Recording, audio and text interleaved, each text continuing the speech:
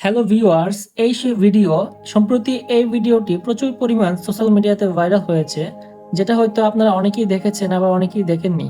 যারা এখনো দেখেননি তারা এই পুরো ভিডিওর সাথে থাকুন। ইন্দোনেশিয়া থেকে আসা সেই ভাইরাল ভিডিওর রহস্য আজকের এই ভিডিওতে তুলে ধরবো।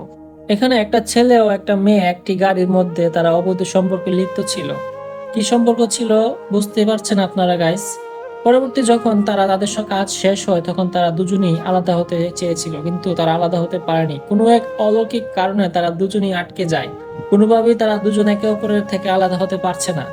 পরবর্তী আশেপাশের লোকজন এবং তাদের বন্ধুরা যখন এই বিষয়টি জানতে পারে তখন তাদেরকে বাসায় নিয়ে যায়। তাদেরকে আলাদা করার জন্য তাদের বাসার লোকজন কয়েকজন ওঝা কয়েকজন হুজুরকে বাসায় ডেকে আনে, এবং তারা অনেক চেষ্টা করার পরও তারা ব্যর্থ। তারা কোনোভাবে তাদেরকে আলাদা করতে পারে নাই, এবং পরবর্তী সময়ে তাদেরকে হসপিটালে নিয়ে গেলে সেখানে কর্মরত চিকিৎসকরা তাদেরকে মৃত ঘোষণা করে। চিকিৎসকরা বলেছেন একসাথে অনেকক্ষণ আটকে থাকার কারণে তাদের এই মৃত্যু হয়েছে। এরকমই এই ভিডিওটি প্রচুর পরিমাণ ভাইরাল হয়েছে সোশ্যাল মিডিয়াতে।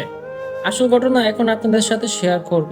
এই ভিডিওটি ছিল সাজানো একটি নাটক, কারণ ইন্দোনেশিয়াতে বিভিন্ন সময় মানুষ খারাপ কাজে লিপ্ত হয়। তারা এতটাই রিয়েলিস্টিক ভাবে নাটকটি সাজিয়েছে, এতটাই নিখুঁত ভাবে ছিল তাদের পারফরম্যান্স, যেটাকে মানুষ সত্য ঘটনা হিসেবে ধরে নিয়েছে।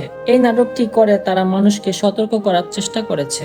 এই নাটকটি করে তারা বোঝাতে চেয়েছেন যে হারাম সম্পর্কের পরিণতি কখনো ভালো হয় না, সবসময় খারাপই হয়। কারণ খারাপ কাজের ফল সবসময় খারাপই হয়, সেটা হোক দুনিয়াতে বা মৃত্যুর পরে। আপনারাও যদি এসব খারাপ কাজ করে থাকেন তাহলে আপনাদের সাথেও এমনটা হতে পারে। তো এই ভিডিও থেকে এটাই শিক্ষণীয় বিষয় যে দুনিয়াতে হারাম কাজ কিংবা খারাপ সম্পর্ক করা উচিত না। কারণ খারাপের ফল সবসময় খারাপই হয়, কিন্তু সেটা হোক দুনিয়াতে কিংবা মৃত্যুর পর। তো ভিউয়ার্স, এই ছিল আজকের ভিডিও।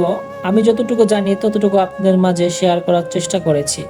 তো আপনাদের আরো কিছু জানার থাকলে আপনারা ভিডিওর কমেন্ট বক্সে কমেন্ট করে যাবেন, আর ভিডিওটি সবার মাঝে শেয়ার করে দিবেন।